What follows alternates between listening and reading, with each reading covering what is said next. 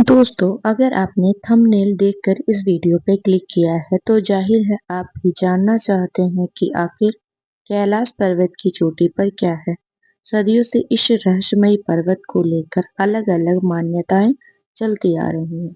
कोई कहता है यहाँ साक्षात भगवान शिव निवास करते हैं, यानी उनका दिव्य धाम है। वहीं कुछ वैज्ञानिक इसे एक रहस्यमयी पिरामिड बताते हैं। लेकिन सच्चाई क्या है? क्या वाकई में कोई ऐसी अदृश्य शक्ति है जो इंसान या किसी मशीन को वहां पहुंचने से रोक देती है? क्या यह कोई दैवीय चमत्कार है या कोई ऐसा रहस्य जिसे समझना इंसान की सोच से भी बाहर है? अगर आप भी इस सवाल के जवाब जानना चाहते हैं तो इस वीडियो के अंत तक जरूर देखिए, क्योंकि आज हम आपको बताने जा रहे हैं वो कहानी जो वर्षों से लोगों के मन में एक रहस्य बनकर छुपी हुई है कि आखिर कैलाश पर्वत की सबसे ऊंची चोटी पर क्या है। कहते हैं इस रहस्य को एक तपस्वी साधु ने अपने जीवन के अंतिम समय में अपने शिष्य को बताया था। क्या था वह रहस्य? क्यों आज तक कोई भी इंसान कैलाश के शिखर तक नहीं पहुंच पाया? अगर आप भी जानना चाहते हैं उस साधु की कही बातें तो जुड़े रहिए इस वीडियो के साथ।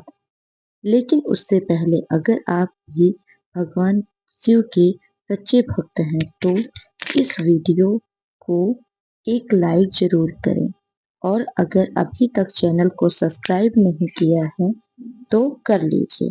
कमेंट में हर हर महादेव लिखना ना भूलें। तो चलिए आज तो चलिए अब शुरू करते हैं वो रहस्य जो सदियों से अनकहा था। बहुत समय पहले तिब्बत के एक सुनसान इलाके में मानसरोवर झील के किनारे एक साधु तपस्या करते थे। उनका नाम था गोपीनाथ गिरी। कोई नहीं जानता था वे कितने वर्षों से वहीं थे। लोग उन्हें छुपा बाबा कहते थे। उनकी झोपड़ी बेहद साधारण थी, पत्थर और कपड़ों से बनी हुई, लेकिन रात के समय वहां घंटियों जैसी रहस्यमयी आवाजें आती थी। इस पर्वत झील इस पवित्र झील को हिंदू, बौद्ध, जैन सभी पवित्र मानते थे, क्योंकि माना जाता है कि यह वही भगवान शिव का निवास स्थान है। कुछ वैज्ञानिक इसे ब्रह्मांड का केंद्र कहते हैं और वर्ल्ड पिरामिड भी। कई यात्रियों ने बताया कि कैलाश की परिक्रमा करते समय उनकी घड़ियां उल्टी चलने लगी हैं। कुछ तो कभी वापस ही नहीं लौटे। इन तमाम कहानियों के बीच सबसे रहस्यमयी बात वही थी जो उस साधु ने अपने दिल में छुपा रखी थी। एक रात जब चांद की रोशनी में मानसरोवर पर पड़ी, साधु अपने झोपड़ी के बाहर बैठे थे। उनके 4 शिष्य भी उनके पास आ बैठे। सबसे छोटा शिष्य काशीगिरी कांपता हुआ बोला, गुरुदेव, आपने कैलाश के शिखर पर क्या देखा था? साधु ने शांत स्वर में कहा, मैंने वहां केवल पत्थर, बर्फ नहीं देखा। मैंने कुछ ऐसा देखा जिसे कोई मान भी नहीं सकता। यह सिर्फ एक कहानी नहीं, आत्मा की परीक्षा है। उन्होंने कहा, मैं तुम्हें 3 रातों में यह कथा सुनाऊंगा। हर रात एक हिस्सा। अगर किसी को डर है तो अभी लौट जाओ। कोई नहीं गया। उन्होंने आंखें मूंदी और कहा, वर्षों पहले जब मैंने मानसरोवर में स्नान किया, मेरा मन बहुत बेचैन था। लोग कहते हैं जिसने कैलाश का शिखर देख लिया वह बदल जाता है। मैंने खुद देखा था कि कुछ यात्री ऊपर चढ़े और फिर वो कभी नहीं लौटे। मैंने जाना वहां कोई और शक्ति पहरा देती है। फिर उन्होंने बताया, एक रात मैंने शिखर की तरफ देखा वहां एक नीली रोशनी दिखी जो किसी दीपक के लौ जैसी नहीं थी बल्कि एक जीवित ऊर्जा जैसी लग रही थी। तभी मैंने तय कर लिया, मैं वहां जाऊंगा। अगले दिन सुबह सवेरे उन्होंने अपनी यात्रा शुरू की। उनके पास केवल एक लकड़ी का डंडा, एक कमंडल और एक गर्म वस्त्र था। जब मैं ऊपर पहुंचा, एक काले पत्थर पर कोई अजीब भाषा में निशान बने थे। उसे छूते ही लगा कि पत्थर के अंदर कोई धड़कन हो रही है। मैं थोड़ा डर गया, लेकिन उससे भी ज्यादा एक अजीब आकर्षण था, जैसे आत्मा कोई पुराना वादा पूरा करने आई हो। रात को फिर वही नीली रोशनी दिखी।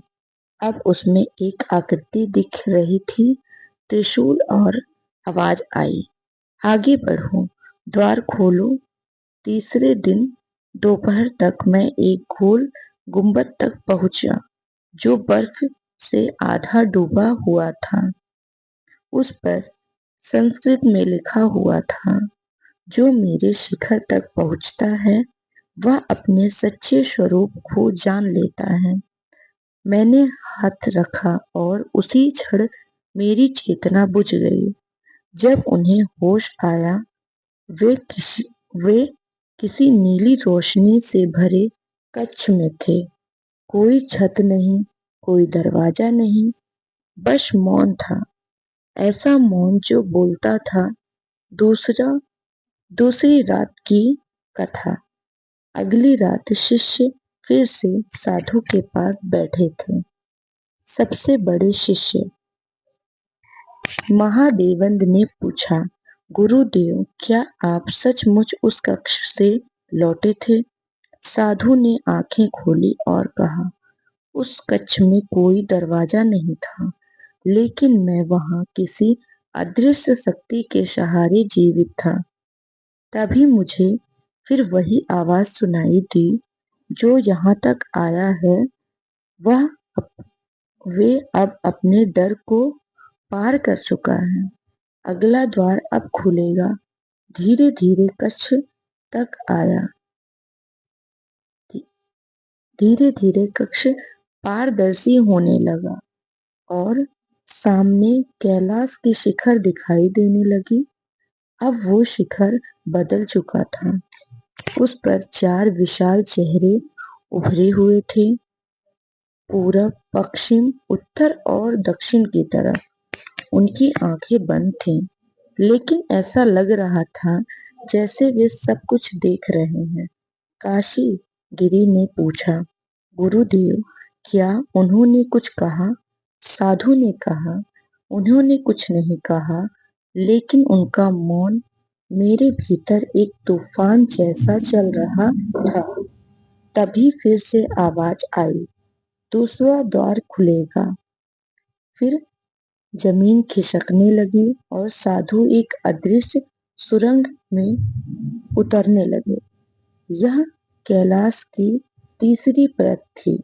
उन्होंने बताया, सुरंग की दीवारों पर चमकते अक्षर थे, जैसे कोई मंत्र खुदा हो। सुरंग के अंत में एक विशाल द्वार था, तीसरा और अंतिम द्वार।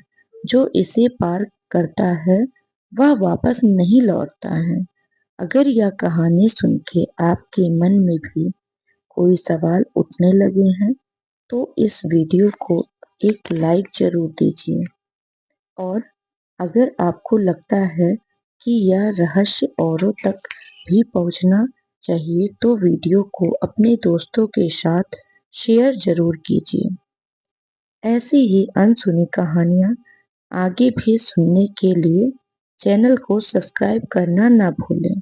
कमेंट में हर हर महादेव जरूर लिखें। मैं तैयार हूँ कैलाश के तीसरे द्वार के लिए। अब चलिए बढ़ते हैं उस आखिरी रात की ओर। अंतिम रात। झोपड़ी में सन्नाटा था। शिष्य सांस रोक कर बैठे थे। साधु ने कहा, शुरू किया। तीसरा द्वार पर हाथ रखते ही एक ऊर्जा मेरे अंदर फैल गई। धीरे धीरे वह द्वार खुलने लगा और मैं किसी दूसरी ही दुनिया में पहुंच गया। वहां नीली और सफेद रोशनी का समंदर था। ठंड थी मगर दर्द नहीं था। हर कदम पर लगता जैसे मैं अब इंसानों की दुनिया में नहीं। वहां एक पत्थर का चबूतर था। वहां एक पत्थर का चबूतरा था। उस पर त्रिशूल गड़ा था। उससे नीली रोशनी निकल रही थी। मैंने हाथ जोड़कर प्रार्थना की, हे शक्ति, मुझे दर्शन दो। तभी उस त्रिशूल से एक आकृति उठी। एक चेहरा, तीन आंखें, जटा, विशाल स्वरूप, शिव। वो कोई मूर्ति नहीं थी, ना कोई कल्पना। वो एक जीवित उपस्थिति थी। मैं रेत की तरह उनके सामने छोटा महसूस कर रहा था। तभी भीतर एक आवाज गूंजी, जो यहाँ तक आया है उसे अब द्वंद से मुक्ति मिलेगी। साधु बोले। मेरी सांसें रुकने लगीं। मैं शरीर से बाहर जाने लगा। तब मैंने जाना कैलाश कोई चोटी नहीं, यह चेतना का द्वार है। यहाँ जो आता है उसे अपने असली रूप का दर्शन होता है। यही मुक्ति है, यही भय भी है। मैं लौट आया, लेकिन अब मैं वही इंसान नहीं रहा। मैंने मौन व्रत ले लिया ताकि यह सच किसी पर थोप ना दूं। झोपड़ी में शांति थी। दीपक की लौ कांप रही थी। काशीगिरी ने धीरे से पूछा, गुरुदेव, क्या यह सपना था? साधु ने मुस्कुरा कर कहा, अगर आत्मा उसमें डूब जाए तो सपना भी सच हो जाता है। कैलाश के शिखर पर कोई मूर्ति नहीं, कोई चमत्कार नहीं। वहां तुम्हारा असली चेहरा छुपा है। जो उसे देख लेता है उसके लिए जीवन और मृत्यु एक फर्क मिट जाता है। साधु ने आंखें बंद कर ली। दीपक की लौ बुझ गई। चारों शिष्य चुपचाप बैठे रहे। सिर्फ एक बात उनके दिलों में गूंज रही थी, कैलाश के शिखर पर क्या है? तुम्हारा ही असली चेहरा। कैलाश कोई चोटी नहीं, वो शिव का श्राम है, जिसे सिर्फ वही महसूस कर सकता है जो खुद में मिटा चुका हो, जो खुद को मिटा चुका हो। जो वहां गया वो लौटा नहीं, बल्कि जाग उठा। अगर यह कथा आपके दिल को गहराइयों तक पहुंची तो इस वीडियो को महादेव के नाम पर लाइक कीजिए। कमेंट में हर हर महादेव लिखना ना भूलें। और अगर आप भी शिव के इस रहस्य से जुड़े रहना चाहते हैं तो चैनल को सब्सक्राइब कर लीजिए। इस वीडियो को एक भक्त की तरह शेयर करें ताकि महादेव का नाम हर कोने में गूंजता रहे। हर हर महादेव।